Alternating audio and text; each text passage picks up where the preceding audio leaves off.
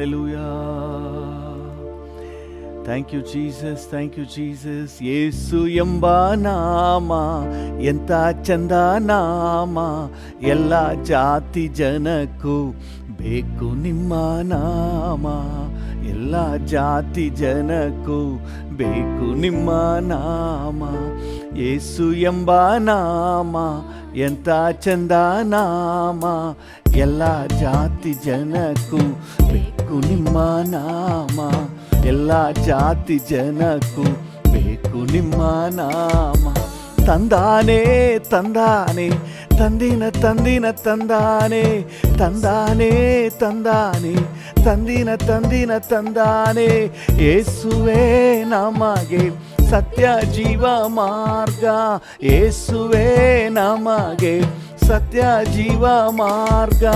ಯೇಸು ಎಂಬ ನಾಮ ಎಂಥ ಚಂದ ನಾಮ, ಎಲ್ಲ ಜಾತಿ ಜನಕ್ಕೂ ಬೇಕು ನಿಮ್ಮ ನಾಮ, ಎಲ್ಲ ಜಾತಿ ಜನಕ್ಕೂ ಬೇಕು ನಿಮ್ಮ ನಾಮ.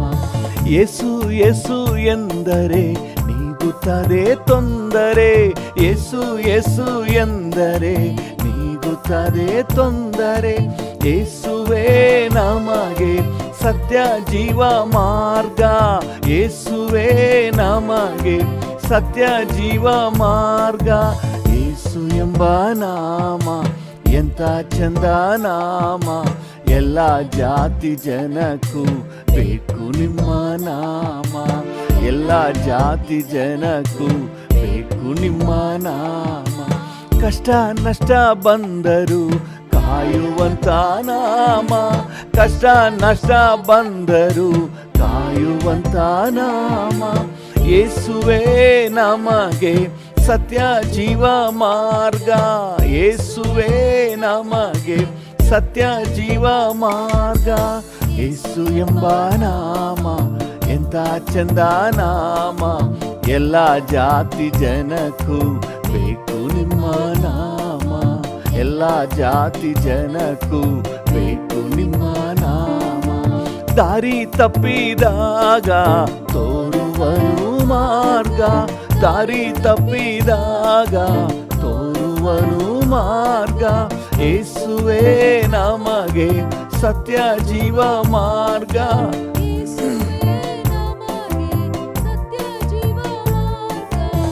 ಯೇಸು ಎಂಬ ನಾಮ ಎಂಥ ಚಂದ ನಾಮ, ಎಲ್ಲ ಜಾತಿ ಜನಕ್ಕೂ ಬೇಕು ನಿಮ್ಮ ನಾಮ, ಎಲ್ಲ ಜಾತಿ ಜನಕ್ಕೂ ಬೇಕು ನಿಮ್ಮ ನಾಮ. ಯೇಸು ಎಂಬ ನಾಮ ಎಂಥ ಚಂದ ನಾಮ, ಎಲ್ಲ ಜಾತಿ ಜನಕ್ಕೂ ಬೇಕು ನಿಮ್ಮ ನಾಮ, ಎಲ್ಲ ಜಾತಿ ಜನಕ್ಕೂ ಬೇಕು ನಿಮ್ಮ ನಾಮ. ನಿಮ್ಮ ನಾಮ ಮೇಲಾದ ನಾಮ, ನಿಮ್ಮ ನಾಮ ಅತಿಶಯ ನಾಮ, ಕಷ್ಟದಲ್ಲಿದ್ದಾಗ ಕಾಪಾಡುವ ನಾಮ, ಕಣ್ಣೀರೊರೆಸುವ ನಾಮ. Thank you thank you. ವಂದನೆ ಏಸಪ್ಪ, ವಂದನೆ ಏಸಪ್ಪ, ವಂದನೆ ಏಸಪ್ಪ. Thank you. ದಾರಿ ನಡೆಸುವ ನಾಮ ಡ್ಯಾಡಿ. ನಿನ್ನ ಹೆಸರನ್ನ ಕೂಗುವ ಯಾರು ಕೂಡ ಆಶಾಭಂಗ ಪಡೋದಿಲ್ಲ, ಕೈ ಬಿಡಲ್ಪಟ್ಟು ಹೋಗೋದಿಲ್ಲ. Thank you thank you thank you thank you Jesus. Hallelujah. ನನ್ನ ಪ್ರಿಯ ಯೇಸುವೇ, ನೀನು ಎಷ್ಟೋ ಸುಂದರ, ಬಾಳ ಬಂಗಾರ, ನನ್ನ ಬಾಳ ಬಂಗಾರ. ನನ್ನ ಪ್ರಿಯ ಯೇಸುವೇ, ನೀನು ಎಷ್ಟೋ ಸುಂದರ, ಬಾಳ ಬಂಗಾರ,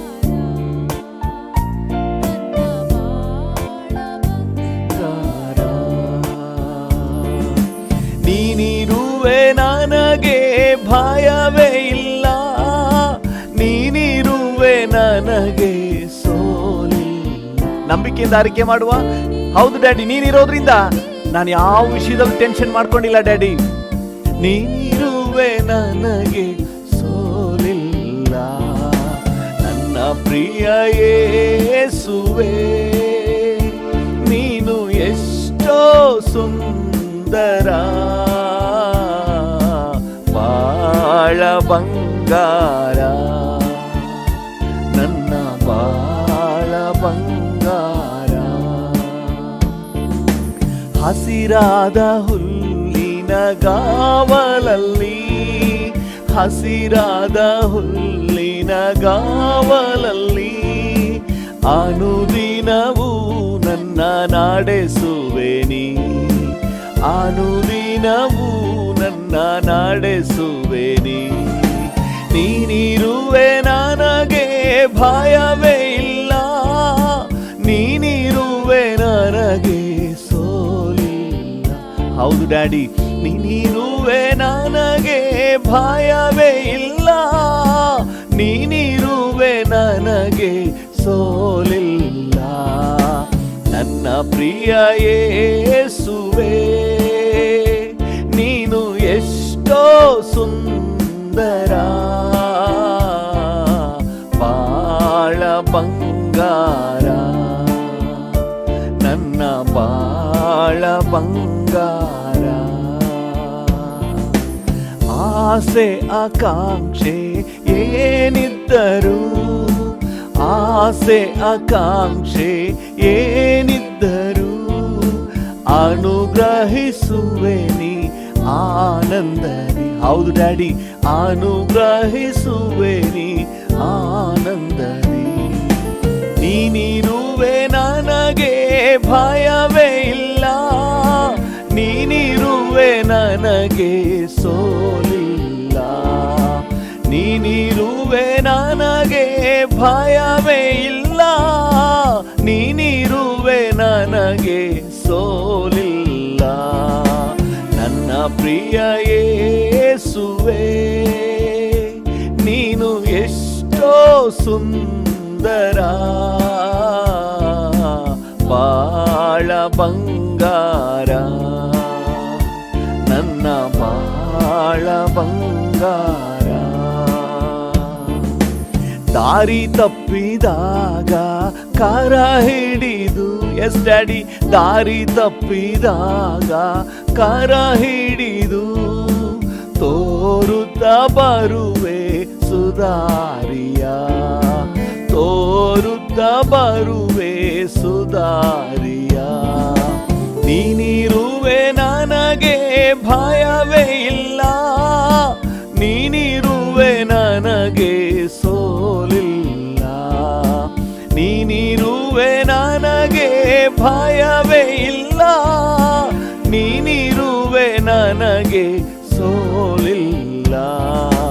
ನನ್ನ ಪ್ರಿಯ ಯೇಸುವೇ ನೀನು ಎಷ್ಟೋ ಸುಂದರ ಬಾಳ ಬಂಗಾರ ನನ್ನ ಬಾಳ ಬಂಗಾರ. ಸಮಸ್ಯೆಗಳನ್ನು ಎದುರಿಸಲು ಸಮಸ್ಯೆಗಳನ್ನು ಎದುರಿಸಲು ಪರಲೋಕದ ಬಲ ನೀಡಿರುವೆ ಪರಲೋಕದ ಬಲ ನೀಡಿರುವೆ. ನೀನಿರುವೆ ನನಗೆ ಭಯವೇ ಇಲ್ಲ ನೀನಿರುವೆ ನನಗೆ ಸೋಲಿಲ್ಲ. ಹೌದು ಡ್ಯಾಡಿ, ನೀನಿರುವೆ ನನಗೆ ಭಯವೇ ಇಲ್ಲ ನೀನಿರುವೆ ನನಗೆ ಸೋಲಿಲ್ಲ. ನನ್ನ ಪ್ರಿಯ ಯೇಸುವೇ ನೀನು ಎಷ್ಟೋ ಸುಂದರ ಬಾಳ ಬಂಗಾರ ನನ್ನ ಬಾಳ ಬಂಗಾರ. ಅನುದಿನವೂ ನೀ ನನ್ನೊಡನಿದ್ದಿ ಅನುದಿನವೂ ನೀ ನನ್ನೊಡನಿದ್ದಿ. ಹಗಲಿರುಳು ನನ್ನ ಸಹಾಯನಿ ಹಗಲಿರುಳು ನನ್ನ ಸಹಾಯನಿ. ನೀನಿರುವೆ ನನಗೆ ಭಯವೇ ಇಲ್ಲ ನೀನಿರುವೆ ನನಗೆ ಸೋಲಿ ನೀನಿರುವೆ ನನಗೆ ಭಯವೇ ಇಲ್ಲ, ನೀನಿರುವೆ ನನಗೆ ಸೋಲಿಲ್ಲ. ನನ್ನ ಪ್ರಿಯ ಯೇಸುವೇ, ನೀನು ಎಷ್ಟೋ ಸುಂದರ, ಬಾಳ ಬಂಗಾರ, ನನ್ನ ಬಾಳ ಬಂಗಾರ. ನನ್ನ ಪ್ರಿಯ ಯೇಸುವೇ, ನೀನು ಎಷ್ಟೋ ಸುಂದರ.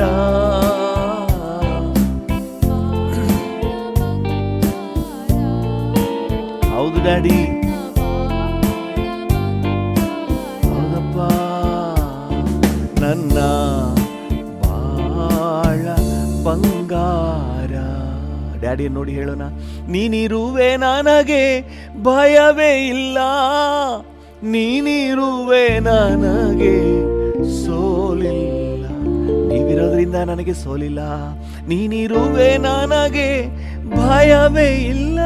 ಹೌದು ಡ್ಯಾಡಿ, ನೀನಿರುವೆ ನನಗೆ ಸೋಲಿಲ್ಲ.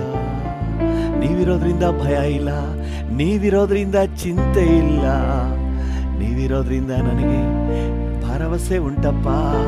ಹಸಿರುಗಾವಲಲ್ಲಿ ನನ್ನನ್ನು ತಂಗಿಸುವಾತನೇ, ಹಲ್ಲೆಲೂಯ. ಆಸೆ ಆಕಾಂಕ್ಷೆಗಳನ್ನೆಲ್ಲ ಪೂರೈಸುವಾತನೇ ಏಸಪ್ಪ. ಒಳ್ಳೆ ಡ್ಯಾಡಿ ನೀವಿದ್ದೀರಿ. ಈ ಮುಂಜಾನೆ ವೇಳೆಯಲ್ಲಿ ನಿಮ್ಮ ಮುಖವನ್ನೇ ನೋಡ್ತೇನಪ್ಪ, ನಿಮ್ಮನ್ನೇ ದೃಷ್ಟಿಸುತ್ತೇನೆ. ಹಲ್ಲೆಲೂಯ, ನೀವು ಸಾಕು ಡ್ಯಾಡಿ. ಈ ದಿನ ಏನಿದ್ರು ಇಲ್ದಿದ್ರು ನೀವಿದ್ಬಿಟ್ರೆ ಸಾಕು, ನೀವು ನನ್ನ ಜೊತೆ ಇದ್ರೆ ಸಾಕು. ಹಲ್ಲೆಲೂಯ, ನೀವೇ ಸಾಕು ಏಸಪ್ಪ. ನಿಮ್ಮ ಸಮ್ಮುಖ ನನಗಪ್ಪ, ನೀವೇ ಸಾಕು ಏಸಪ್ಪ. ನಿಮ್ಮ ಸಮ್ಮುಖ ನನಗಪ್ಪ. ಎಷ್ಟೊಂದು ಮಧುರವು ನಿಮ್ಮ ಸಮ್ಮುಖವು. ಹೌದು ಡ್ಯಾಡಿ, ಎಷ್ಟೊಂದು ಮಧುರವು ನಿಮ್ಮ ಸಮ್ಮುಖವು. ಪ್ರಾಣಾತ್ಮ ಶರೀರವು ನಿಮ್ಮನ್ನೇ ಬಯಸಿದೆ. ಹೌದು ರಾಜ, ಪ್ರಾಣಾತ್ಮ ಶರೀರವು ನಿಮ್ಮನ್ನೇ ಬಯಸಿದೆ. ನೀವೇ ಸಾಕು ಏಸಪ್ಪ. ನಿಮ್ಮ ಸಮ್ಮುಖ ನನಗಪ್ಪ, ನೀವೇ ಸಾಕು ಏಸಪ್ಪ. ನಿಮ್ಮ ಸಮ್ಮುಖ ನನಗಪ್ಪ.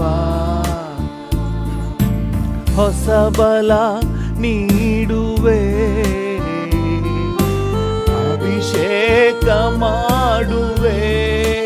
ಹೌದು ಡ್ಯಾಡಿ, ಹೊಸ ಬಲ ನೀಡುವೆ,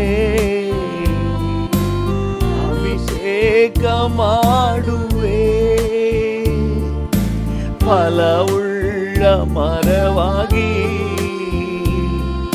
ನಾ ಬಾಳಿ ಬೆಳಗುವೆ.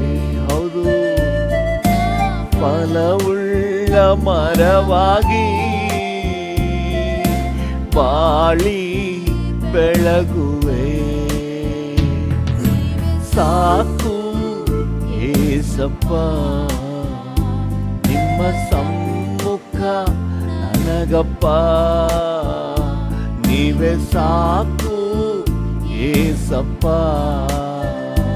ನಿಮ್ಮ ಸಮ್ಮುಖ ನನಗಪ್ಪ. ಅಪ್ಪ ನಿನ್ ಸನ್ನಿಧಿಗೆ ತವಕದಿ ಬಂದಿರುವೆ. ಡ್ಯಾಡಿ, ಅಪ್ಪ ನಿನ್ನ ಸನ್ನಿಧಾನಕ್ಕೆ ತವಕದಿಂದ ಬಂದಿದ್ದೇನೆ. ತವಕದಿ ಬಂದಿರುವೆ, ನಿಮ್ಮುಖ ಕಂಡು ನಾ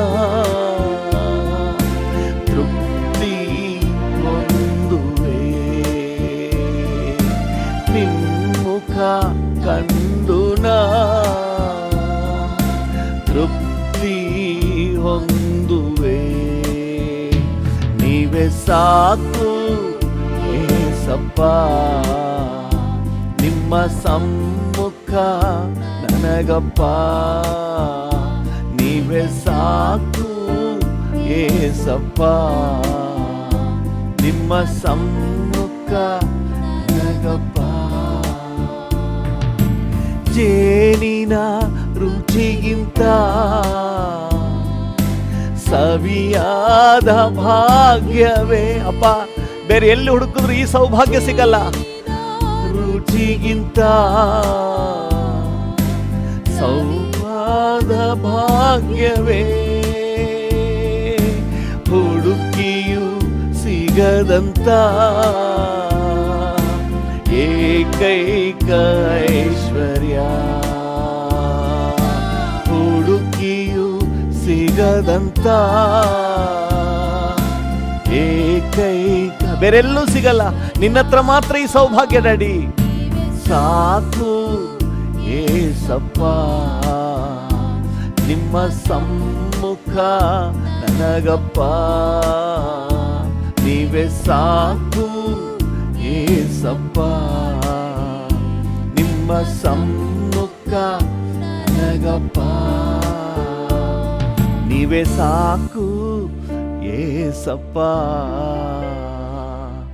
ನಿಮ್ಮ ಸಮ್ಮುಖ ನನಗಪ್ಪ. ಹಲ್ಲೆಲೂಯಾ. ಅಪ್ಪ ನಿನ್ ಸನ್ನಿಧಿಗೆ ತವಕದಿ ಬಂದಿರುವೆ, ನಿನ್ಮುಖ ಕಂಡು ನಾ ಡ್ಯಾಡಿ ತೃಪ್ತಿ ಹೊಂದುವೆ. ಹೌದು ರಾಜ, ನಿನ್ಮುಖ ಕಂಡು ನಾ ತೃಪ್ತಿ ಹೊಂದುವೆ. ಹಲ್ಲೆಲೂಯಾ. ನೀವೇ ಸಾಕು ಏಸಪ್ಪ. Thank you for your presence. ಹೌದಪ್ಪ, ಈ ಮುಂಜಾನೆ ವೇಳೆಯಲ್ಲಿ ನೀವೆಲ್ಲಿದ್ರು ಸರಿ, ಹಾಗೆ ಡ್ಯಾಡಿ ನೋಡಿ ಹೇಳಿ, ನೀವು ಸಾಕು ಡ್ಯಾಡಿ. ಈ ದಿನಕ್ಕೆ ನಿಮ್ಮ ಕೃಪೆ ಸಾಕು, ನೀವು ಜೊತೆಗಿದ್ರೆ ಸಾಕು. ಹಲ್ಲೆಲೂಯಾ. Thank you. ಈ ವಾರದಲ್ಲಿ ಕರ್ತನೆ ನೀನು ಜೊತೆಗಿದ್ರೆ ಸಾಕು. ಈ ವಾರದ ಎಲ್ಲ ಕಾರ್ಯಗಳನ್ನ ನಾನು ಯಶಸ್ವಿಯಾಗಿ ಮಾಡಿ ಮುಗಿಸ್ಕೊಂಡು ಮುಂದೆ ಸಾಕ್ತೇನಪ್ಪ. Thank you lord. ಹೌದಪ್ಪ, ನನಗೆ ಮೋಸ್ಟ್ ಎಸೆನ್ಷಿಯಲ್ ನೀಡ್ ಅಂದರೆ ನೀನು ಸ್ವಾಮಿ, ನಿನ್ನ ಪ್ರಸನ್ನತೆ, ನಿನ್ನ ಸಾನ್ನಿಧ್ಯ, ನಿನ್ನ ಜೊತೆಗಿದ್ರೆ ಸಾಕು. ನೀವೇ ಸಾಕು, ನಿಮ್ಮ ಸಮ್ಮುಖ ಸಾಕು ಡ್ಯಾಡಿ. ನೀವು ಸಾಕು ಡ್ಯಾಡಿ, ನಿಮ್ಮ ಸಮ್ಮುಖ ಸಾಕು ಡ್ಯಾಡಿ. ನೀವು ಸಾಕು ಡ್ಯಾಡಿ, ನಿಮ್ಮ ಸಮ್ಮುಖ ಸಾಕು daddy. Hallelujah, hallelujah, hallelujah. Oh thank you, thank you, thank you, thank you, thank you Jesus. Hallelujah. Thank you Jesus, thank you Jesus, thank you Jesus. Hallelujah. Thank you Jesus. Hallelujah. Thank you Jesus. Hallelujah. Thank you, Jesus. Hallelujah. Ura ba ba ba ba.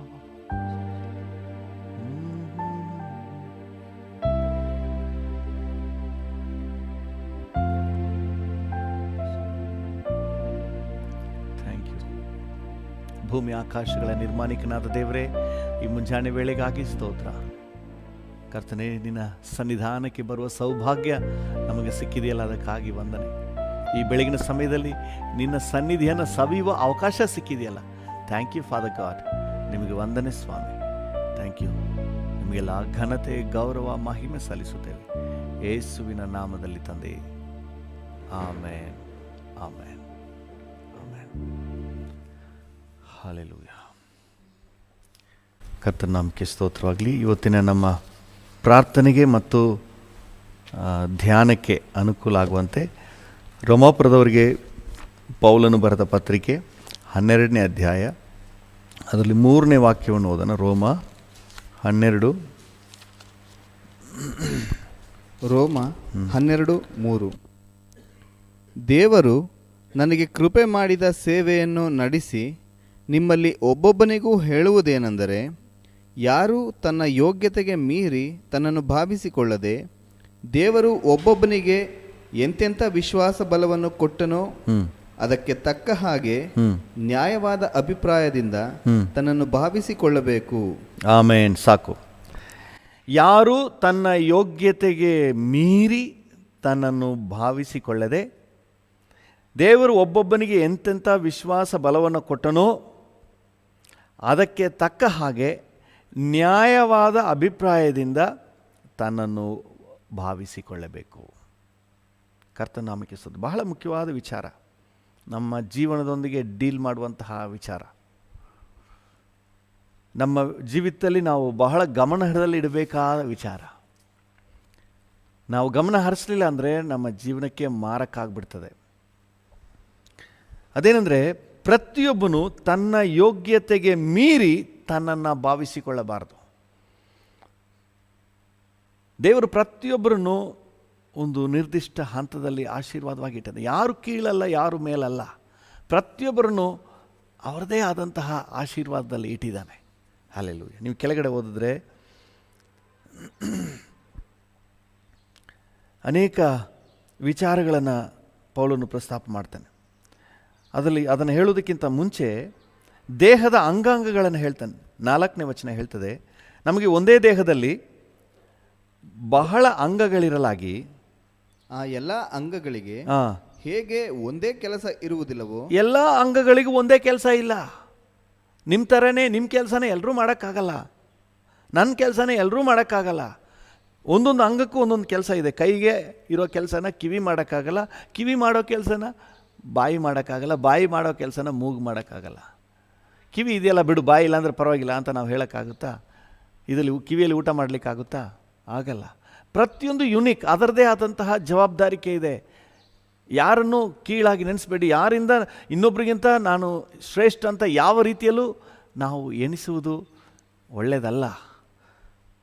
ದೇವರು ಪ್ರತಿಯೊಬ್ಬರನ್ನು ಯಾವ್ಯಾವ ಹಂತದಲ್ಲಿ ಇಟ್ಟಿದ್ದಾರೋ ಅದಕ್ಕೆ ತಕ್ಕ ಹಾಗೆ, ನಮ್ಮ ವಿಶ್ವಾಸ ಬಲಕ್ಕೆ ತಕ್ಕ ಹಾಗೆ ನ್ಯಾಯವಾದ ಅಭಿಪ್ರಾಯದಿಂದ ತನ್ನನ್ನು ಭಾವಿಸಿಕೊಳ್ಳೋಣ.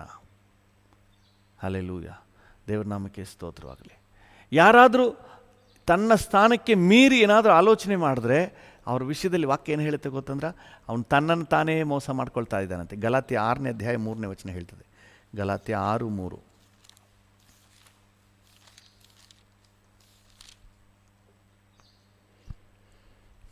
ಯಾವನಾದರೂ ಅಲ್ಪನಾಗಿದ್ದು ತಾನು ದೊಡ್ಡವನೆಂದು ಭಾವಿಸಿಕೊಂಡರೆ ತನ್ನನ್ನು ತಾನೇ ಮೋಸಗೊಳಿಸಿದವನಾಗಿದ್ದಾನೆ.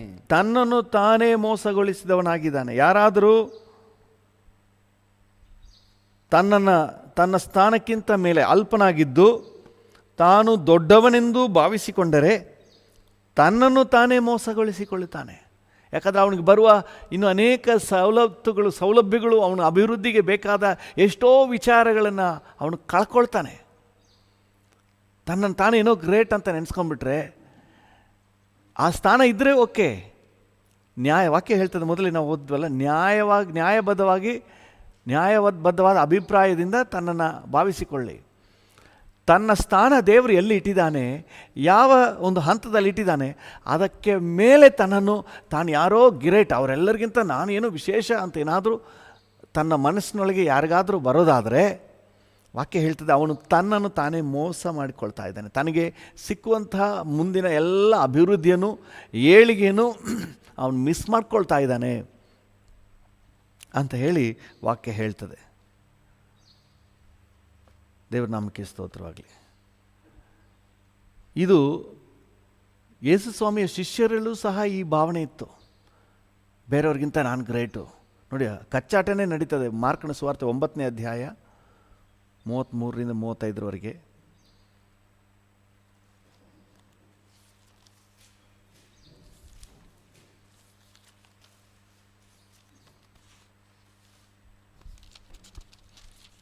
ಮಾರ್ಕ 9:33.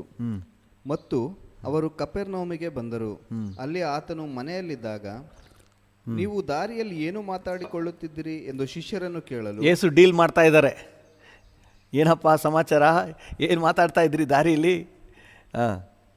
ಅವರು ಸುಮ್ಮನಿದ್ದರು. ಸುಮ್ಮನಿದ್ದಾರೆ, ಏನು ಗೊತ್ತಿಲ್ಲದವರ ಹಾಗೆ. ಅವ್ರಿಗೇನು ಗೊತ್ತೇ ಇಲ್ಲ ಪಾಪ. ಸುಮ್ಮನಿದ್ರು. ಆಮೇಲೆ ಯಾಕೆಂದರೆ ಅವರು ದಾರಿಯಲ್ಲಿ ಹ್ಮ್ ಒಬ್ಬರ ಕೂಡೊಬ್ಬರು ಹಾ ತಮ್ಮಲ್ಲಿ ಯಾವನು ಹೆಚ್ಚಿನವನೆಂದು ವಾಗ್ವಾದ ಮಾಡಿಕೊಂಡಿದ್ದರು. ವಾಗ್ವಾದ ನಡೀತಾ ಇದೆ. ಯಾರು ಹೆಚ್ಚಿನವನು? ನಿಮ್ಮೆಲ್ಲರಿಗಿಂತ ನಾನೇ ಗ್ರೇಟ್ ಅಂತ ಒಬ್ಬನು. ಅವನು ಹೇಳ್ತಾನೆ ನಿಮ್ಮೆಲ್ಲರಿಗಿಂತ ನಾನೇ ಗ್ರೇಟು. ಈ ರೀತಿಯಾಗಿ ತಾನು ಯಾರು ಹೆಚ್ಚಿನವನೆಂಬ ವಾಗ್ವಾದ ನಡೀತಾ ಇತ್ತು. ಆತನು ಕೂತುಕೊಂಡು ತನ್ನ 12 ಮಂದಿ ಶಿಷ್ಯರನ್ನು ಕರೆದು 12 ಮಂದಿ ಶಿಷ್ಯರನ್ನ ಕರೆದು ಅವರಿಗೆ ಯಾವನಾದರೂ ಮೊದಲಿನವನಾಗಬೇಕೆಂದಿದ್ದರೆ ಅವನು ಎಲ್ಲರಲ್ಲಿಯೂ ಕಡೆಯವನು, ಎಲ್ಲರ ಆಳು ಆಗಿರಬೇಕು ಎಂದು ಹೇಳಿ ಆಮೇಲೆ ನಿಧಾನಕ್ಕೆ ಹೋದ್ರಿ. ಏನು ಹೇಳ್ತಾರೆ ಯೇಸು ಸ್ವಾಮಿ? ಯಾರಿಗಾದ್ರೂ ಮೊದಲಿನವನಾಗಬೇಕಂತ ಆಸೆ ಇದ್ದರೆ ಅವನೇನು ಮಾಡಬೇಕಂತೆ? ಎಲ್ಲರಿಗಿಂತ ಕಡೆಯವನು, ಎಲ್ಲರಿಗೆ ಸೇವೆ ಮಾಡುವ ಆಳು ಆಗಿರಬೇಕಂತೆ. ಅಂದರೆ ತನ್ನನ್ನು ಹೆಚ್ಚಿಸ್ಕೋಬಾರ್ದು. ಇವರೊಳಗೆ ಆ ವಾಗ್ವಾದ ಐತಿ, ಯಾರು ಹೆಚ್ಚಿನವನು, ಯಾರು ಗ್ರೇಟು. ಇವತ್ತು ಕೂಡ ಅದೇ ಮಾಂಸದಲ್ಲಿ ನಾವು ಇದ್ದೀವಿ. ಮನುಷ್ಯರು ಕೂಡ ಎಲ್ಲರೂ ಅದೇ ಮಾಂಸದಲ್ಲಿರೋದು. ಅವರಲ್ಲಿರುವಂಥ ಅದೇ ಮಾನಸಿಕ ಸ್ವಭಾವ ಇವತ್ತು ಮನುಷ್ಯರಲ್ಲಿ ಬಂದ್ಬಿಡ್ತದೆ. ದೇವರ ಮಕ್ಕಳಾಗಿ ನಾವು ಜಾಗ್ರತೆಯಿಂದ ಇರಬೇಕು ಈ ವಿಷಯದಲ್ಲಿ. ದೇವರು ನಮ್ಮನ್ನು ಯಾವ ಹಂತದಲ್ಲಿ ಇಟ್ಟಿದ್ದಾರೋ ಆ ಹಂತದಲ್ಲಿ ನಮ್ಮ ಕಾರ್ಯವನ್ನು ನಿರ್ವಹಿಸುವ. ಅದಕ್ಕೆ ಮೊದಲೇ ನಾವು ಯೋಚನೆ ಮಾಡುವುದು ಬೇಡ. ದೇವ್ರ ವಾಕ್ಯ ಈ ರೀತಿ ಹೇಳ್ತದೆ ನೋಡಿ. ಲೂಕನ ಸುವಾರ್ತೆ 14ನೇ ಅಧ್ಯಾಯದಲ್ಲಿ, ಲೂಕನ ಸುವಾರ್ತೆ 14:11 ವಾಕ್ಯದಿಂದ,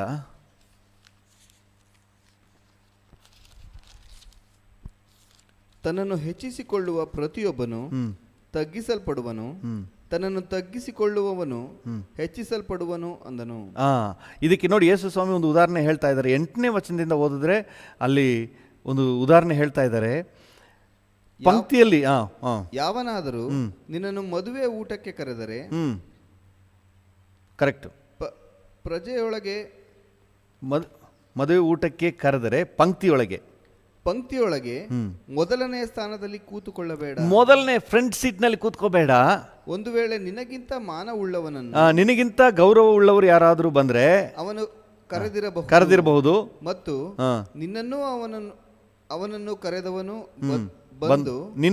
ಅವನನ್ನು ಕರೆದವನು ಬಂದು ಇವನಿಗೆ ಸ್ಥಳ ಬಿಡು ಎಂದು, ಈ ಸ್ಥಳ ಕೊಟ್ಬಿಡಿ, ನೀವು ಸ್ವಲ್ಪ ಆ ಕಡೆ ಹೋಗ್ಬಿಡಿ, ಇಲ್ಲಿ ಇವರಿಗೆ ಸ್ಥಳ ಕೊಡಿ ಎಂಬುದಾಗಿ ಕೇಳಿದ್ರೆ ನಿನಗೆ ಹೇಳುವಾಗ ನೀನು ನಾಚಿಕೊಂಡು ಕಡೆಯ ಸ್ಥಾನದಲ್ಲಿ ಕೂತುಕೊಳ್ಳುವುದಕ್ಕೆ ಹೋಗುವಿ. ಆಗ ಬಹಳ ಶೇಮ್ ಆಗ್ತದೆ. ನಾಚಿಕೊಂಡು ಕಡೆಯ ಸ್ಥಾನದಲ್ಲಿ ಕೂತ್ಕೊಳ್ಳಿಕ್ಕೆ ಹೋಗ್ಬೇಕಾಗ್ತದೆ. ನೆಕ್ಸ್ಟ್ ಏನು ಹೇಳ್ತಾರೆ? ಆದರೆ ಯಾವನಾದರೂ ನಿನ್ನನ್ನು ಕರೆದಾಗ ನೀನು ಹೋಗಿ ಕಡೆಯ ಸ್ಥಾನದಲ್ಲಿ ಕೂತುಕೋ. ಹೀಗೆ ಮಾಡಿದರೆ ನಿನ್ನನ್ನು ಕರೆದವನು ಬಂದು ನಿನ್ನನ್ನು ನೋಡಿ, ಸ್ನೇಹಿತನೇ ಇನ್ನೂ ಮೇಲೆ ಬಾ, ಮುಂದೆ ಬಾ ಅನ್ನುವನು. ಆಗ ನಿನ್ನ ಸಂಗಡ ಕೂತಿದ್ದವರೆಲ್ಲರ ಮುಂದೆ ನಿನಗೆ ಮಾನ ಬರುವುದು, ನಿನಗೆ ಗೌರವ ಬರ್ತದೆ. ಹಲ್ಲೆಲೂಯಾ. ಇದರ ತಾತ್ಪರ್ಯ ಏನು? ಫ್ರಂಟ್ ಸೀಟು, ಮುಂದೆ ನಾನೇ ಹೆಚ್ಚು, ಅವರೆಲ್ಲಿಗಿಂತ ಶ್ರೇಷ್ಠ ನಾನೇ, ಈ ಅಭಿಪ್ರಾಯ ಬೇಡ. ನಿನಗೆ ಅದೇ ಆ ಯಜಮಾನನೇ, ಆ ಕರೆದವನೇ ನಿನ್ನನ್ನು ಕರೆದು ಮುಂದೆ ಕೂರಿಸುವಾಗ ನಿನಗೆ ಹೆಚ್ಚಾದ ಗೌರವ ಬರ್ತದೆ. ನಾವಾಗಿ ಆ ಸ್ಥಾನವನ್ನು ಹುಡುಕಬಾರ್ದು. ತನಗಿಂತ ಹೆಚ್ಚಾಗಿ ತನ್ನನ್ನು ತಾನೇ ಎಣಿಸ್ಕೋಬಾರ್ದು. ಆಗ ಅದು ನಮಗೆ ಒಳ್ಳೆಯದಲ್ಲ. ಅಲ್ಲಿ ನಾಚಿಕೆಯು, ಅವಮಾನವು ಉಂಟಾಗ್ತದೆ. ರೋಮಪುರದವರಿಗೆ ಬರೆದ ಪತ್ರಿಕೆಯಲ್ಲಿ 11ನೇ ಅಧ್ಯಾಯ 25ನೇ ವಚನದಲ್ಲಿ ಪೌಲನು ಹೇಳ್ತಾನೆ. ರೋಮ 11:25, ಸಹೋದರರೇ ನಿಮ್ಮನ್ನು ನೀವೇ ಬುದ್ಧಿವಂತರೆಂಬುದಾಗಿ ಎಣಿಸಿಕೊಳ್ಳದಂತೆ ಇದುವರೆಗೆ ಗುಪ್ತವಾಗಿದ್ದ, ನೋಡಿ ಪೌಲನು ಹೇಳ್ತಾನೆ, ನಿಮ್ಮನ್ನು ನೀವೇ ಬುದ್ಧಿವಂತರೆಂದು ಎಣಿಸಿಕೊಳ್ಬಾರ್ದಂತೆ. ನಾನು ಎಲ್ರಿಗಿಂತ ನಾನೇ ಬುದ್ಧಿವಂತ, ಎಲ್ರಿಗಿಂತ ನಾನೇ ಗ್ರೇಟು, ಆ ರೀತಿಯಾಗಿ ಏನಾದರೂ ಎಣಿಸೋದಾದರೆ ನಾನೇ ಮೊದಲು, ನಂದೇ, ಈ ರೀತಿಯಾಗಿ ಬೇರೆಯವರೆಲ್ಲರಿಗಿಂತ ತನ್ನನ್ನು ಏನಾದರೂ ಹೆಚ್ಚಿಸ್ಕೊಂಡ್ರೆ ಅದು ನಮಗೆ ಆಶೀರ್ವಾದ ಅಲ್ಲ. ಅದರಿಂದ ನಷ್ಟ, ಅವಮಾನ ಮತ್ತು ಬಹಳ ವೇದನೆಯ ಒಂದು ಸಂಗತಿಗಳು ಆಗ್ತದೆ. ಅದರಿಂದಾಗಿ ನಮ್ಮನ್ನು ನಾವೇ ಹೆಚ್ಚಿಸ್ಕೋಬಾರ್ದು. ನಮ್ಮ ಸ್ಥಾನಕ್ಕೆ ತಕ್ಕ ಹಾಗೆ ನಾವು ಪರಿಗಣಿಸ್ಕೊಂಡ್ರೆ ಅದು ನಮಗೆ ಆಶೀರ್ವಾದ. ಯೇಸು ಸ್ವಾಮಿ ಒಂದು ಸಾಮ್ಯ ಹೇಳಿದರು. ಲೂಕನ ಸುವಾರ್ತೆ 18ನೇ ಅಧ್ಯಾಯ 1ನೇ ವಚನದಲ್ಲಿ ನಾವು ಇದನ್ನು ಓದ್ಬೋದು. 18:1 18:9 ನಾವು ಇದನ್ನು ಓದ್ಬೋದು. ಅಲ್ಲಿ ಫರಿಸಾಯನು ಮತ್ತು ಸುಂಕದವನು ಇಬ್ಬರು ಬಂದು ಪ್ರಾರ್ಥನೆ ಮಾಡ್ತಾರೆ. ಈ ಫರಿಸಾಯನು ಹೆಂಗೆ ಪ್ರಾರ್ಥನೆ ಮಾಡ್ತಾನೆ ನಿಮ್ಗೆಲ್ರಿಗೂ ಗೊತ್ತು. ನಾನು ಬೇರೆಯವರೆಲ್ಲರಿಗಿಂತ ನಾನು ಗ್ರೇಟು, ತನ್ನೊಳಗೆ ಏನೋ ಒಂದು ರೀತಿ ಗ್ರೇಟ್ ಅನ್ನುವಂಥ ಮನೋಭಾವನೆ ಅದರಲ್ಲ ಹೇಳ್ಕೊಳ್ತಾನೆ ನೋಡಿ. ಅವನು ಪ್ರಾರ್ಥಿಸುವಾಗ ತನ್ನೊಳಗೆ, ದೇವರೇ, ಸುಳುಕೊಳ್ಳುವವರು, ಅನ್ಯಾಯಗಾರರು, ಆದರ ಮಾಡುವವರು ಆಗಿರುವ ಉಳಿದ ಜನರಂತೆ ನಾನಲ್ಲ, ಈ ಸುಂಕದವನಂತೆಯೂ ನಾನಲ್ಲ, ಅದಕ್ಕಾಗಿ ನಿನಗೆ ಸ್ತೋತ್ರ ಅಂತ ಹೇಳಿಬಿಟ್ಟು ವಾರಕ್ಕೆ 2 ಆವರ್ತಿ ಉಪವಾಸ ಮಾಡುತ್ತೇನೆ, ನಾನು ಸಂಪಾದಿಸುವ ಎಲ್ಲದರಲ್ಲಿ 10ರಲ್ಲಿ 1 ಪಾಲು ಕೊಡುತ್ತೇನೆ. ತನ್ನ ಬಗ್ಗೆ ಏನೋ ವಿಶೇಷವಾಗಿ ಪರಿಗಣಿಸ್ಕೊಳ್ತಾ ಇದ್ದಾನೆ. ಆದರೆ ಯೇಸು ಅಲ್ಲಿ ಅಪ್ರೂವಲ್ ಕೊಟ್ಟಿರೋದು ಸುಂಕದವನಿಗೆ.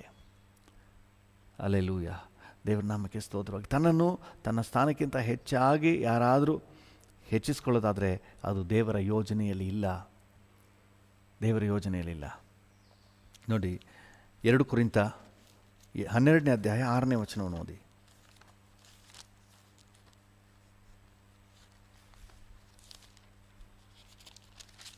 2 ಕೊರಿಂಥ 12:6. ಹೊಗಳಿಕೊಳ್ಳುವುದಕ್ಕೆ ನನಗೆ ಒಂದು ವೇಳೆ ಮನಸ್ಸಿದ್ದರೂ ಹಾಗೆ ಹೊಗಳಿಕೊಳ್ಳುವುದರಲ್ಲಿ ನಾನು ಬುದ್ಧಿಹೀನನಾಗುವುದಿಲ್ಲ. ಯಾಕಂದರೆ ಸತ್ಯವನ್ನೇ ಹೇಳುತ್ತಿರುವೆನು. ಆದರೂ ಯಾವನು ನನ್ನಲ್ಲಿ ಕಾಣುವುದಕ್ಕಿಂತಲೂ ನನ್ನಿಂದ ಕೇಳುವುದಕ್ಕಿಂತಲೂ ಹೆಚ್ಚಾಗಿ ನನ್ನನ್ನು ಕುರಿತು ಎಣಿಸಬಾರದು. ಹಲ್ಲೆಲೂಯಾ. ಯಾವನೂ ಸಹ ನನ್ನಲ್ಲಿ ಕಾಣುವುದಕ್ಕಿಂತಲೂ ನನ್ನಿಂದ ಕೇಳುವುದಕ್ಕಿಂತಲೂ ಹೆಚ್ಚಾಗಿ ನನ್ನನ್ನು ಕುರಿತು ಕೂಡ ನೀವು ಎಣಿಸಬೇಡಿ ಅಂತ ಹೇಳ್ತಾ ಇದ್ದಾನೆ ಪೌಲನು ಹೇಳ್ತಾ ಇದ್ದಾನೆ. ನಾನು ಹೊಗಳಿಕೊಳ್ಳುವುದಕ್ಕೆ ನನಗೆ ಒಂದು ವೇಳೆ ಮನಸ್ಸಿದ್ದರೂ ಸಹ ಹಾಗೆ ಹೊಗಳಿಕೊಳ್ಳುವುದರಲ್ಲಿ ನಾನು ಬುದ್ಧಿಹೀನನಾಗುವುದಿಲ್ಲ. ಯಾಕಂದರೆ ನನಗೆ ಹೊಗಳಿಕೊಳ್ಳಿಕ್ಕೆ ಬಹಳಷ್ಟು ಇದೆ, ಹೇಳಲಿಕ್ಕೆ ಬಹಳಷ್ಟು ಇದೆ. ಆದರೂ ಸಹ ಯಾರೂ ಸಹ ನನ್ನಲ್ಲಿ ಇರುವುದಕ್ಕಿಂತ ಹೆಚ್ಚಾಗಿ ನನ್ನ ಬಗ್ಗೆ ನೀವೇ ಕೂಡ ಆಲೋಚನೆ ಮಾಡಬೇಡ್ರಿ. ನೋಡಿ, ನೆಕ್ಸ್ಟ್ ವಚನ ಬಹಳ ಅದ್ಭುತವಾಗಿ ಹೇಳ್ತಾನೆ. ಕೆಳಗೆ ಹೇಳ್ತಾನೆ 7ನೇ ವಚನದಲ್ಲಿ, ಈ ಕಾರಣದಿಂದಲೂ ನನಗೆ ತಿಳಿಸಲ್ಪಟ್ಟ ರಹಸ್ಯಗಳು ಬಹು ವಿಶೇಷವಾಗಿ ಇರುವುದರಿಂದಲೂ ನಾನು ಹೊಗಳಿಕೊಳ್ಳದೆ ಸುಮ್ಮನಿರುತ್ತೇನೆ. ನನಗೆ ಎಷ್ಟೋ ಪ್ರಕಟಣೆಗಳು, ವಿಶೇಷ ರಹಸ್ಯಗಳು ಎಲ್ಲ ತಿಳಿದಿದ್ರೂ ಸಹ ಇವುಗಳ ಬಗ್ಗೆ ನಾನು ಹೊಗಳಿಕೊಳ್ಳದೆ ಸುಮ್ಮನಿರ್ತೇನೆ. ನೆಕ್ಸ್ಟ್ ಲೈನ್, ನಾನು ನನ್ನನ್ನು ಅತಿಶಯವಾಗಿ ಹೆಚ್ಚಿಸಿಕೊಳ್ಳಬಾರದೆಂದು ಒಂದು ಶೂಲ ನನ್ನ ಶರೀರದಲ್ಲಿ ನಾಟಿದೆಯೋ ಎಂಬಂತೆ ಒಂದು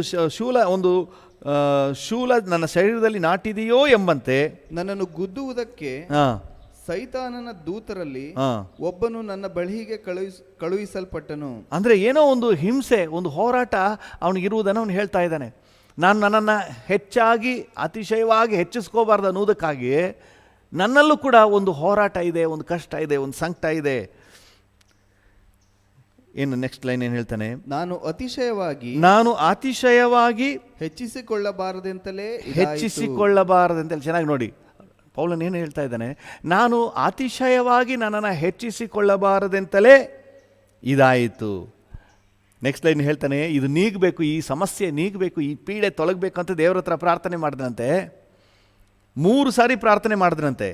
ಆದರೆ ದೇವರು 9ನೇ ವಚನದಲ್ಲಿ ನಾನು ಅದನ್ನು ಪರಿಹಾರ ಮಾಡ್ತೀನಿ ಅಂತ ಹೇಳಲಿಲ್ಲ, ಬದಲಾಗಿ ನನ್ನ ಕೃಪೆ ನಿನಗೆ ಸಾಕು. ಹಲ್ಲೆಲೂಯಾ. ನಿನ್ನ ಬಲಹೀನತೆಯಲ್ಲಿ ನನ್ನ ಬಲವು ಪೂರ್ಣವಾಗಿ ಸಾಧಕವಾಗುವುದು. ಹಲ್ಲೆಲೂಯಾ. ಒಂದು ವೇಳೆ ಪೌಲನ್ ಹೇಳ್ತಾನೆ, ಆ ಬಲಹೀನತೆ ಇಲ್ಲದೆ ಇದ್ದಿದ್ರೆ ನಾನು ನನ್ನನ್ನು ಅತಿಶಯವಾಗಿ ಹೆಚ್ಚಿಸ್ಕೊಬಿಡ್ತಿದ್ನೋ ಏನೋ, ನಾನು ನನ್ನನ್ನು ಓವರಾಗಿ ಏನಾದರೂ ನೆನೆಸ್ಕೊಬಿಡ್ತಿದ್ನೇನೋ. ನೆನೆಸ್ಕೋಬಾರ್ದು ಅಂತ ಹೇಳಿ ನನ್ನಲ್ಲೂ ಕೂಡ ಒಂದು ಸಮಸ್ಯೆ ಇದೆ, ಹೋರಾಟ ಇದೆ, ಒಂದು ಪೀಡೆ, ಒಂದು ಸಮಸ್ಯೆ ನನಗೆ ಇದೆ. ಇದು ನನ್ನ ಹಿತಕ್ಕಾಗಿಯೇ. ನನ್ನನ್ನು ಅತಿಶಯವಾಗಿ ಹೆಚ್ಚಿಸ್ಕೋಬಾರ್ದು. ಹಾಗಾದರೆ ಅವನ ಮನಸ್ಸಿನಲ್ಲಿ ಸ್ಪಷ್ಟವಾಗಿದೆ, ನನ್ನನ್ನು ಅತಿಶಯವಾಗಿ ಹೆಚ್ಚಿಸ್ಕೋಬಾರ್ದು. ಅಲ್ಲೆಲ್ಲೂ ತನ್ನ ಸ್ಥಾನಕ್ಕೆ ಮೇಲಾಗಿ ತನ್ನನ್ನು ಪರಿಗಣಿಸಿಕೊಳ್ಬಾರ್ದು. ಅಂತ ಹೇಳಿ ಅಲ್ಲಿ ಹೇಳ್ತಾ ಇದ್ದಾನೆ. ದೇವ್ರ ನಾಮಕ್ಕೆ ಸ್ತೋತ್ರವಾಗಲಿ.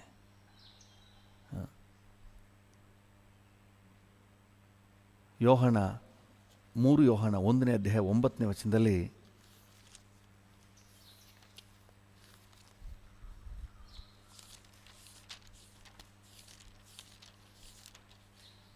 ಒಂದೇ ಅಧ್ಯಾಯ ಇರೋದು 9ನೇ ವಚನವನ್ನು ಓದಿ, 8ನೇ ವಚನದ ಕೊನೆ ಭಾಗದಿಂದ.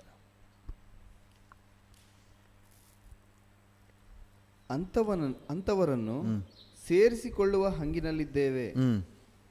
ಸಭೆಗೆ ಕೆಲವು ಮಾತುಗಳನ್ನು ಬರೆದಿದ್ದೆನು, ಆದರೆ ಸಭೆಯವರಲ್ಲಿ ಪ್ರಮುಖನಾಗಬೇಕೆಂದಿರುವ ದಿಯೋತ್ರೇಫನು, ಸಭೆಯಲ್ಲಿ ಪ್ರಮುಖನಾಗಿರಬೇಕೆಂದಿರುವ ದಿಯೋತ್ರೇಫನು ನಮ್ಮ ಮಾತನ್ನು ಅಂಗೀಕರಿಸುವುದಿಲ್ಲ. ನೋಡಿ, ಸಭೆಯಲ್ಲಿ ತಾನು ಗ್ರೇಟ್ ಆಗಿರಬೇಕು, ಬೇರೆ ಎಲ್ರಿಗಿಂತ ನಾನು ಶ್ರೇಷ್ಠನಾಗಿರಬೇಕು, ಪ್ರಮುಖನಾಗಿರಬೇಕು, ಪ್ರೆಸಿಡೆಂಟ್ ಆಗಿರಬೇಕು, ಸೆಕ್ರೆಟರಿ ಆಗಿರಬೇಕು, ಈ ಆಸೆ ಆ್ಯಕ್ಚುಲಿ ಒಳ್ಳೆಯದಲ್ಲ. ಆ ಸ್ಥಾನ, ಆ ಜವಾಬ್ದಾರಿಕೆ ಬಂದಾಗ ಅದು ಓಕೆ. ಅದಕ್ಕೆ ನ್ಯಾಯಬದ್ಧವಾಗಿ ಆ ಜವಾಬ್ದಾರಿಕೆ ಬಂದಾಗ ಆ ಕರ್ತವ್ಯವನ್ನು, ಆ ಸ್ಥಾನದ ಮೇಲೆ ಆಸೆ ಇಡದೆ ಆ ಜವಾಬ್ದಾರಿಕೆ ನೆರವೇರಿಸಬೇಕು. ಆದರೆ ನಾನು ಪ್ರಮುಖನಾಗಬೇಕು, ಎಲ್ಲ ನನ್ನ ಕೇಳಿನೇ ಮಾಡಬೇಕು, ನಾನೇ ಅಂತ ಹೇಳಿ ಅವನೊಳಗೆ ಒಂದು ಆಸೆ ಬಂದುಬಿಡ್ತಂತೆ. ನೋಡಿ, ಅವನು ನಮ್ಮ ಮಾತನ್ನು ಅಂಗೀಕರಿಸುವುದಿಲ್ಲ. ಅವಿಧೇಯತೆ ಎನ್ನುವುದು, ಯಾಕಂದರೆ ಈ ಥರ ಆಲೋಚನೆ ಬರುವಾಗ ಅವಿಧೇಯತೆ ಅನ್ನೋದು ಆಟೋಮ್ಯಾಟಿಕ್ಕಾಗಿ ಬಂದುಬಿಡ್ತದೆ. ಅಣ್ಣ ತಮ್ಮಂದಿರಿದ್ದ ಹಾಗೆ, ಎಲ್ಲ ದಾಯಾದಿಗಳಿದ್ದ ಹಾಗೆ, ಒಂದು ಬರುವಾಗ ಅದ್ರ ರೆಕ್ಕೆ ಪುಕ್ಕ ಎಲ್ಲ ಜೊತೆಗೆ ಬಂದುಬಿಡ್ತದೆ. ನೋಡ್ರಿ, ಯಾವಾಗ ಅವನೊಳಗೆ ಆಸೆ ಬರ್ತದೋ ಅವಿಧೇಯತೆಯು ಕೂಡ, ದೇವರ ವಾಕ್ಯವನ್ನು, ನಾಯಕರ ಮಾತನ್ನು ಅಂಗೀಕರಿಸಿದಂತಹ ಅವಿಧೇಯತೆಯು ಬಂದ್ಬಿಡ್ತು. ನೆಕ್ಸ್ಟ್ ಓದಿ ಅದನ್ನು. ಆದ ಕಾರಣ ನಾನು ಬಂದರೆ ಅವನು ಮಾಡುವ ಕೃತ್ಯಗಳ ವಿಷಯದಲ್ಲಿ ಎಲ್ಲರಿಗೂ ನೆನಪು ಕೊಡುವೆನು. ಅವನು ಹರಟೆ ಕೊಚ್ಚುವವನಾಗಿ. ನೋಡಿ, ಈ ರೀತಿಯಾಗಿ ಆಲೋಚನೆ, ತಾನು ಪ್ರಥಮ ಸ್ಥಾನವನ್ನು ಪಡಿಬೇಕು, ನಾನು ಮೇಲಾದ ಸ್ಥಾನವನ್ನು ಪಡಿಬೇಕೆಂಬ ಆಲೋಚನೆ ಇರುವಾಗ ಅವನು ಹೆಂಗಿದ್ದಾನಂತೆ, ಹರಟೆ ಕೊಚ್ಚುವವನಾಗಿಯೂ ನಮ್ಮ ವಿಷಯದಲ್ಲಿ ಕೆಟ್ಟ ಕೆಟ್ಟ ಮಾತುಗಳನ್ನಾಡುತ್ತಾನೆ. ಅಂದರೆ ಇತರರ ವಿಷಯದಲ್ಲಿ ಇಲ್ಲ ಸಲ್ಲದ ಮಾತುಗಳನ್ನು, ಕೆಟ್ಟ ಕೆಟ್ಟ ಮಾತುಗಳನ್ನು ಆಡುವವನು ಆಗಿದ್ದಾನೆ.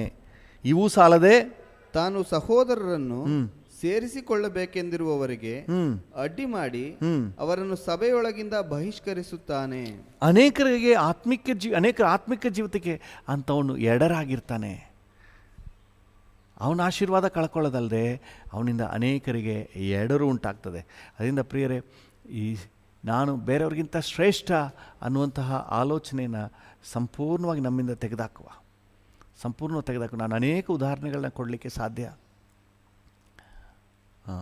ದುಷ್ಟ ಹಾಮನನ್ನು ನೋಡಿ, ಅರಸನು ಕೇಳ್ತಾನೆ, ಅರಸನು ಯಾರನ್ನಾದರೂ ಸನ್ಮಾನಿಸಬೇಕಾದ್ರೆ, ಗೌರವಿಸಬೇಕಾದ್ರೆ ಅವನ್ನ ಹೇಗೆ ಮಾಡಬೇಕು, ಹೇಗೆ ಅವನ್ನ ಸನ್ಮಾನಿಸಬೇಕು ಅಂತ ಕೇಳಿದಾಗ ಅವನ ಮನಸ್ಸಿನಲ್ಲಿ ಏನು ಅಂದ್ಕೊಳ್ತಾನೆ, ಅರಸನು ನನ್ನನ್ನು ಗೌರವಿಸಿದ ಇನ್ಯಾರನ್ನು ಗೌರವಿಸ್ತಾನೆ, ತಾನು ಏನೋ ಎಲ್ಲರಿಗಿಂತ ಗ್ರೇಟ್ ಅಂತ ಅವನ ಮನಸ್ಸಿನಲ್ಲಿ, ಎಲ್ಲರಿಗಿಂತ ತಾನು ಏನೋ ವಿಶೇಷ ಅಂತ ಹೇಳಿ. ಅದಕ್ಕೆ ಅವನ ಸ್ಥಿತಿ ಏನಾಯಿತು ಅನಂತರ, ಬಹಳ ಅವಮಾನ ಹೊಂದಿ, ಯಾರನ್ನು ಗಲ್ಲಿಗೇರಿಸ್ಬೇಕಂತಿದ್ನೋ, ಯಾರಿಗೆ ಕೇಡು ಮಾಡಬೇಕಂತ ಅವನನ್ನೇ, ಮೊರ್ದೆಕಾಯನ್ನೇ ಸನ್ಮಾನ ಮಾಡಬೇಕು, ಇವನೇ ಕರ್ಕೊಂಡು ಸನ್ಮಾನ ಮಾಡಿಸ್ಬೇಕು. ಎಂಥ ಒಂದು ಅವಮಾನ ಅವನಿಗೆ ಎಷ್ಟು ಕುಗ್ಗಿ ಹೋಗಿರ್ಬೋದು. ಆ ಪದವಿಯನ್ನು ಅವನು ನಿರೀಕ್ಷಿಸದೇ ಇದ್ದಿದ್ದರೆ ಅದ್ರ ಬಗ್ಗೆ ಟೆನ್ಷನ್ ಇಲ್ಲ. ನಾವು ಆ ಸ್ಥಾನವನ್ನು ನಿರೀಕ್ಷೆ ಮಾಡುವಾಗಲೇ ಅದರಿಂದ ಅವಮಾನ ನಮಗುಂಟಾಗೋದು. ನಾವು ಎಲ್ರಿಗಿಂತ ಶ್ರೇಷ್ಠ ಅನ್ನುವಾಗಲೇ ಆ ಸ್ಥಾನ ಸಿಕ್ಕಿದಾಗ ನಮಗೆ ನಿರಾಶೆ, ಜಿಗುಪ್ಸೆ, ಕೋಪ, ದ್ವೇಷ ಎಲ್ಲ ಉಂಟಾಗೋದು. ನಾವು ಆ ಸ್ಥಾನವನ್ನೇ ನಿರೀಕ್ಷೆ ಮಾಡಲಿಲ್ಲ ಅಂದರೆ ನಮಗೇನು ಟೆನ್ಷನೇ ಇಲ್ಲ,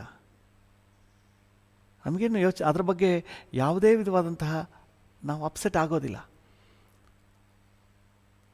ದೇವರು ನಮ್ಮನ್ನು ಆ ಸ್ಥಾನದಲ್ಲಿ ತರುವಾಗ, ಆ ಶ್ರೇಷ್ಠತೆಯಲ್ಲಿ ತರುವಾಗ ಅದಕ್ಕೆ ತಕ್ಕ ಅಭಿಪ್ರಾಯದಲ್ಲಿರೋಣ. ಎಲ್ಲಿ ದೇವರು ನಮ್ಮನ್ನು ಇಟ್ಟಿದ್ದಾನೋ ಅದಕ್ಕೆ ತಕ್ಕ ಅಭಿಪ್ರಾಯದಲ್ಲಿ. ತೀರಾ ಕುಗ್ಗಿಸ್ಕೋಬೇಕು ಅಂತ ಹೇಳಿ ಇನ್ನೇನಿಲ್ಲ. ನಿಮ್ಮನ್ನು ಕುಗ್ಗಿಸ್ಕೋಬೇಕು, ನಿಮ್ಮನ್ನು ನೀವೇ ಕೆಳಗಡೆ ಹಾಕಿ ತುಳ್ಕೋಬೇಕು ಅನ್ನೋದಲ್ಲ. ನಾವು ಮೊದಲೇ ಓದ್ತೀವಿ ರೋಮಪುರದವ್ರಿಗೆ ಬರೆದ ಪತ್ರಿಕೆ 12:3 ಹೇಗೆ ತನ್ನ ಸ್ಥಾನಕ್ಕೆ ತಕ್ಕ ನಂಬಿಕೆಯ ಅಳತೆಗೆ ತಕ್ಕ ಹಾಗೆ ನ್ಯಾಯಬದ್ಧವಾಗಿ ತನ್ನನ್ನು ಭಾವಿಸಿಕೊಳ್ಬೇಕು. ಹಲ್ಲೆಲೂಯ. ಇದು ಯಾವಾಗ ಬರ್ತದೆ ಅಂದರೆ ನಾವು ಇನ್ನೊಬ್ಬರನ್ನ ನಮಗಿಂತ ಹೆಚ್ಚಾಗಿ ಪರಿಗಣಿಸ್ತೀವಿ ನೋಡಿ, ಆವಾಗ ಬರ್ತದೆ. ಫಿಲಿಪಿಯರಿಗೆ ಪೌಲನು ಬರೆಯುವಾಗ 2ನೇ ಅಧ್ಯಾಯ 3ನೇ ವಚನದಲ್ಲಿ ಹೇಳ್ತಾನೆ. 2ನೇ ಅಧ್ಯಾಯ 3ನೇ ವಚನ. ಪಕ್ಷಪಾತದಿಂದಾಗಲಿ ಒಣ ಹೆಮ್ಮೆಯಿಂದಾಗಲಿ ಯಾವುದನ್ನೂ ಮಾಡದೆ ಪ್ರತಿಯೊಬ್ಬನು ದೀನಭಾವದಿಂದ ಮತ್ತೊಬ್ಬರನ್ನು ತನಗಿಂತಲೂ ಶ್ರೇಷ್ಠವರೆಂದು ಎಣಿಸಲಿ. ಹಲ್ಲೆಲೂಯ. ದೇವರ ನಾಮಕ್ಕೆ ಸ್ತೋತ್ರವಾಗಲಿ. ತನ್ನನ್ನು ಅತಿಶಯವಾಗಿ ಹೆಚ್ಚಿಸ್ಕೊಳ್ಳದೆ, ಬೇರೆಯವ್ರಿಗಿಂತ ತಾನೇನೋ ಗ್ರೇಟ್ ಅಂತ ಅನಿಸ್ಕೊಳ್ಳದೆ ಇರಬೇಕಂದ್ರೆ ಬಹಳ ಈಸಿ ಮೆಥಡ್. ಇತರರನ್ನು ನಮಗಿಂತ ವಿಶೇಷವಾಗಿ ಪರಿಗಣಿಸ್ರಿ. ಹಲ್ಲೆಲೂಯ. ಬೇರೆಯವ್ರನ್ನ ನಮಗಿಂತ ಕೀಳಾಗಿ ನೋಡಬಾರ್ದು, ಅವ್ರು ನಮಗಿಂತ ಮೇಲಾಗಿ. ಹಲ್ಲೆಲೂಯ. ದೇವರ ನಾಮಕ್ಕೆ ಸ್ತೋತ್ರವಾಗಲಿ. ಪ್ರತಿಯೊಬ್ಬನು ದೀನಭಾವದಿಂದ ಮತ್ತೊಬ್ಬನನ್ನು ತನಗಿಂತ ಶ್ರೇಷ್ಠನೆಂದು ಪರಿಗಣಿಸಲಿ. ದೇವರ ಹತ್ರ ಈ ಬಲ ಕೇಳುವ ಈ ಪ್ರಾರ್ಥನೆ, ಇದೊಂದು ಪ್ರಾರ್ಥನೆ. ನಾವು ದೇವರ ಹತ್ರ ಕೇಳುವ, ಇತರರನ್ನು ನನಗಿಂತ ವಿಶೇಷವಾಗಿ ನಾವು ಕಾಣುವ. ನನ್ನಲ್ಲಿ ಇಲ್ಲದೇ ಇರೋ ಎಷ್ಟೋ ಗುಣಾತಿಶಯಗಳು ಅವರಲ್ಲಿದೆ. ನಾನು ಮಾಡಲಿಕ್ಕೆ ಆಗದೇ ಇರುವಂಥ ಎಷ್ಟೋ ಕಾರ್ಯಗಳನ್ನು ಅವ್ರು ಮಾಡ್ತಾರೆ. ಇತರರನ್ನು ನಮ್ಮಿಂತ ವಿಶೇಷವಾಗಿ ನಾವು ಪರಿಗಣಿಸೋದಾದರೆ ದೇವರು ನಮ್ಮನ್ನು ಒಳ್ಳೆ ಸ್ಥಾನದಲ್ಲೇ ಇಡ್ತಾನೆ, ನಾವು ಆಶೀರ್ವಾದವಾಗಿ ಇಡ್ತೀವಿ. ಹಲ್ಲೆಲೂಯ. 1 ಪೇತ್ರ 5ನೇ ಅಧ್ಯಾಯ 5ನೇ ವಚನ ಏನು ಹೇಳ್ತದೆ?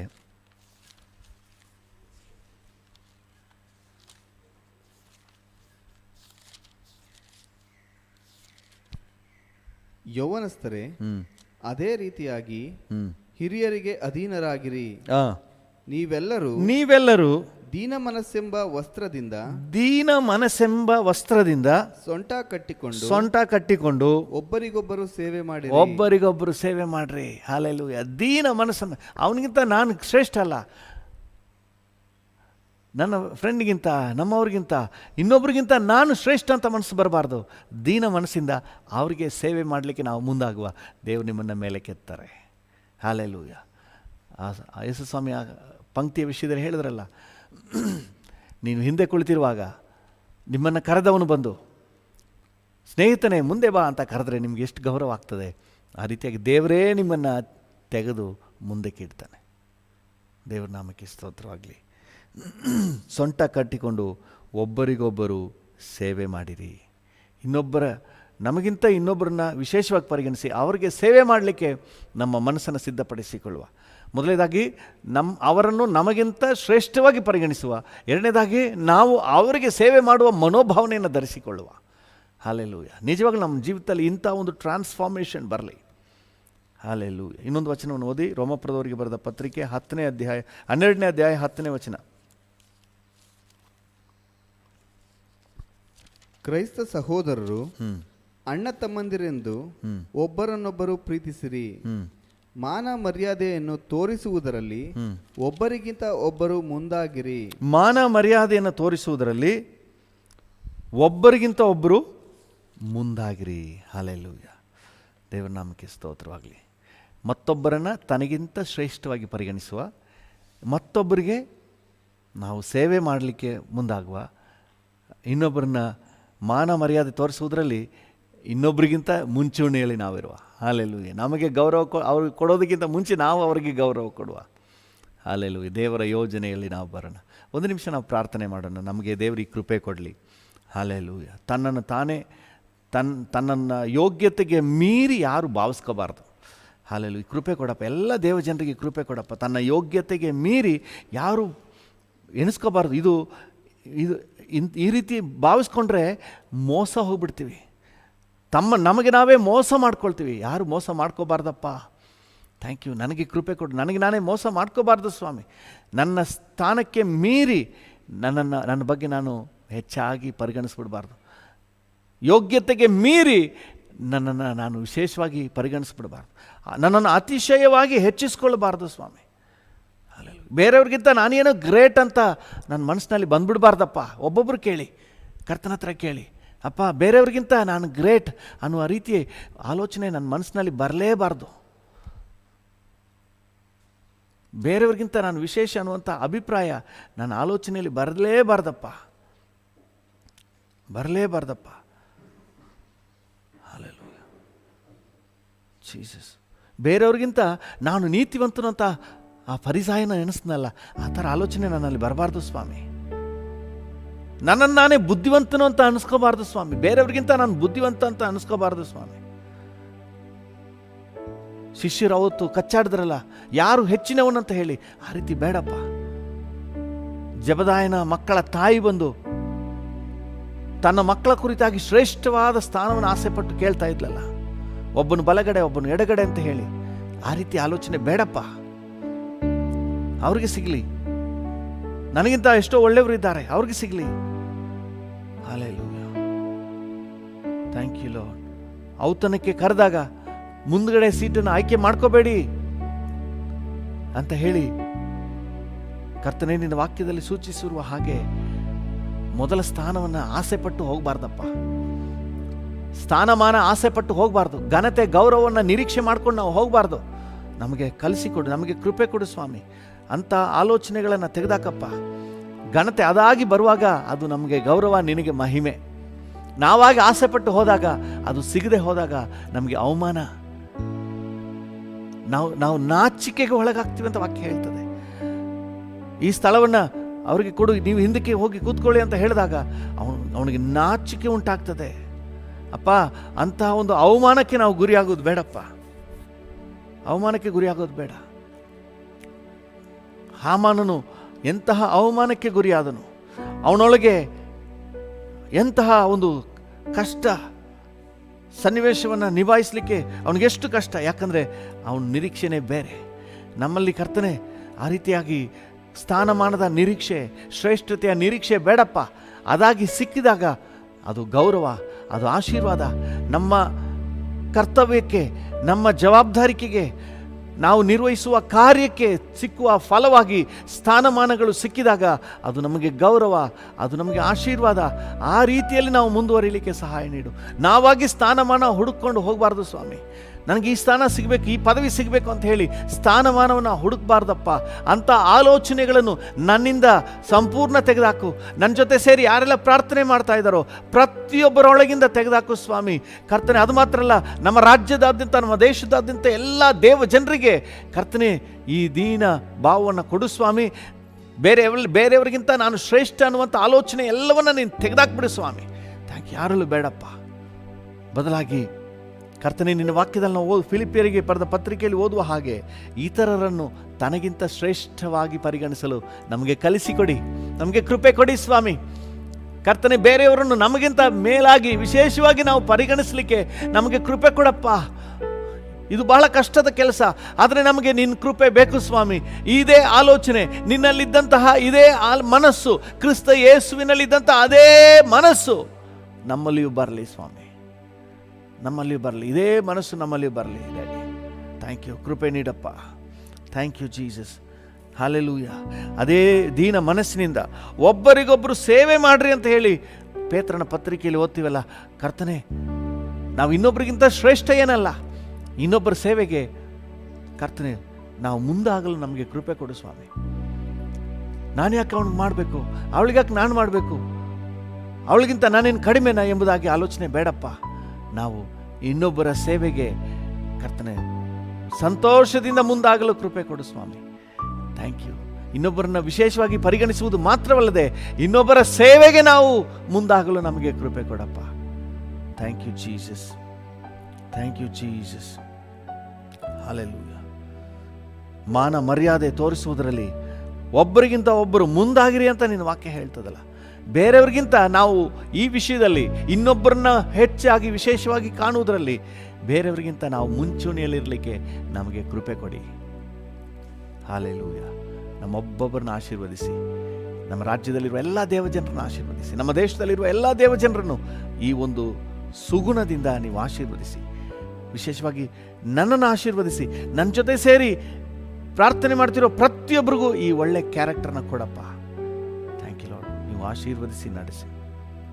ನಿಮಗೆ ಘನತೆ, ಗೌರವ, ಮಹಿಮೆ ಸಲ್ಲಿಸುತ್ತೇವೆ ಯೇಸುವಿನ ನಾಮದಲ್ಲಿ ತಂದೆ. ಆಮೇನ್, ಆಮೇನ್, ಆಮೇನ್. ಹಾಲೆಲೂಯ.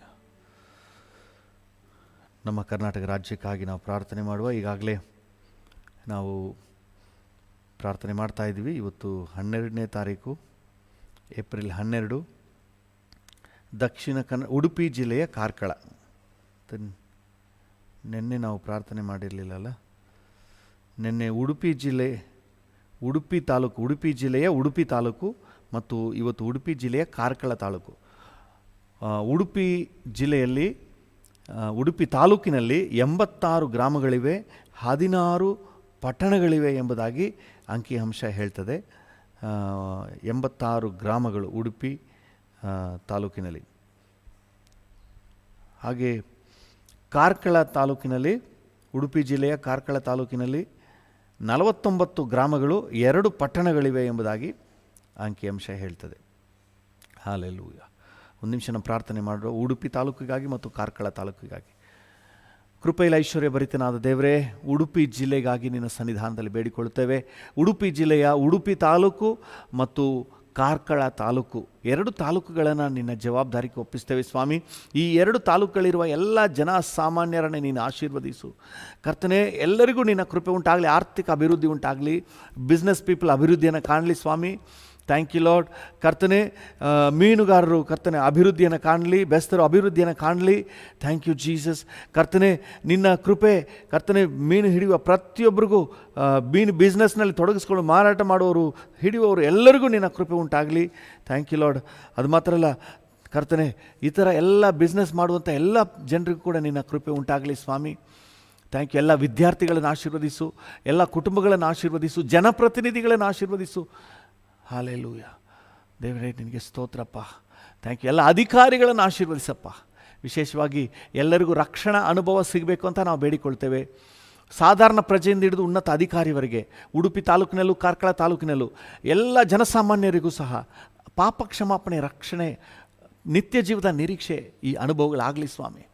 ಒಂದು ಸಾರಿಯಾದರೂ ಸುವಾರ್ತೆಯನ್ನು ಕೇಳಿಸ್ಕೊಳ್ಳುವ ಭಾಗ್ಯ ಉಂಟಾಗಲಿ, ಗ್ರಹಿಸುವ ಗ್ರಹಿಕೆ ಉಂಟಾಗಲಿ, ಪಾಪ ಕ್ಷಮಾಪಣೆಯ ದಾರಿ ಗೊತ್ತಾಗಲಿ ಸ್ವಾಮಿ. ಹಾಲೆಲೂಯ. ಪಾಪ ಕ್ಷಮಾಪಣೆ ಹೊಂದ್ಕೊಳ್ಳಿಕ್ಕೆ ದಾರಿ ಏನಿದೆ ಎಂಬುದು ಗೊತ್ತಾಗಲಿಯಪ್ಪ.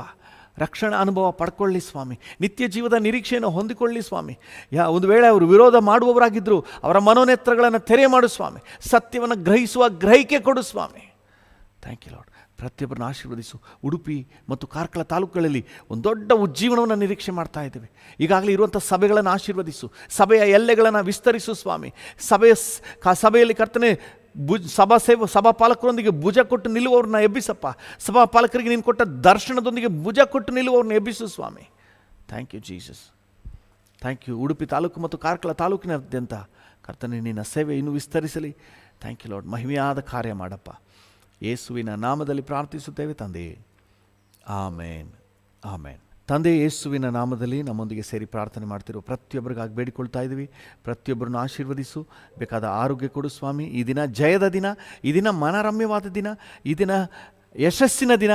ಈ ದಿನ ಕರ್ತನೆ ತನ್ನನ್ನು ತನ್ನ ಸ್ಥಾನಕ್ಕೆ ಮೀರಿ ಆಲೋಚನೆ ಮಾಡದೇ ಇರುವ, ದೀನ ಭಾವವನ್ನು ಧರಿಸಿಕೊಳ್ಳುವ, ಇತರರನ್ನು ತಮಗಿಂತ ವಿಶೇಷವಾಗಿ ಪರಿಗಣಿಸಿ ಅವರಿಗೆ ಸೇವೆ ಮಾಡುವ, ಅವರಿಗೆ ಸತ್ಕಾರ್ಯ ಮಾಡುವುದರಲ್ಲಿ ಬೇರೆಯವರಿಗಿಂತ ಮುಂಚೂಣಿಯಲ್ಲಿರುವಂತಹ ಒಂದು ದಿನ ಅಂತ ನಾವು ಡಿಕ್ಲೇರ್ ಮಾಡ್ತೇವೆ. ಆ ರೀತಿಯಾಗಿ ನಮ್ಮನ್ನು ನಡೆಸಪ್ಪ. ಯೇಸುವಿನ ನಾಮದಲ್ಲಿ ಪ್ರಾರ್ಥಿಸುತ್ತೇವೆ ತಂದೆಯೇ, ಆಮೇನ್, ಆಮೇನ್. ನನ್ನ ಮನವೇ ಯೆಹೋವನನ್ನು ಕೊಂಡಾಡು, ನನ್ನ ಸರ್ವೇಂದ್ರಿಗಳೇ ಆತನ ಪರಿಶುದ್ಧ ನಾಮವನ್ನು ಕೀರ್ತಿಸಿರಿ. ನನ್ನ ಮನವೇ ಯೆಹೋವನನ್ನು ಕೊಂಡಾಡು, ಆತನು ಮಾಡಿದ ಉಪಕಾರಗಳಲ್ಲಿ ಒಂದನ್ನೂ ಮರೆಯಬೇಡ. ಆಮೇನ್. ತಂದೆಯಾದ ದೇವರ ಪ್ರೀತಿ, ಪ್ರಭು ಯೇಸುವಿನ ಕೃಪೆ, ಪರಿಶುದ್ಧಾತ್ಮನ ಐಕ್ಯತೆ, ಅನ್ಯೋನ್ಯತೆ, ಸಮಾಧಾನ ಇಂದು ಎಂದು ಸದಾ ಕಾಲವು ನಮ್ಮೆಲ್ಲರ ಸಂಗಡ ಇರಲಿ. ಆಮೇನ್, ಆಮೇನ್.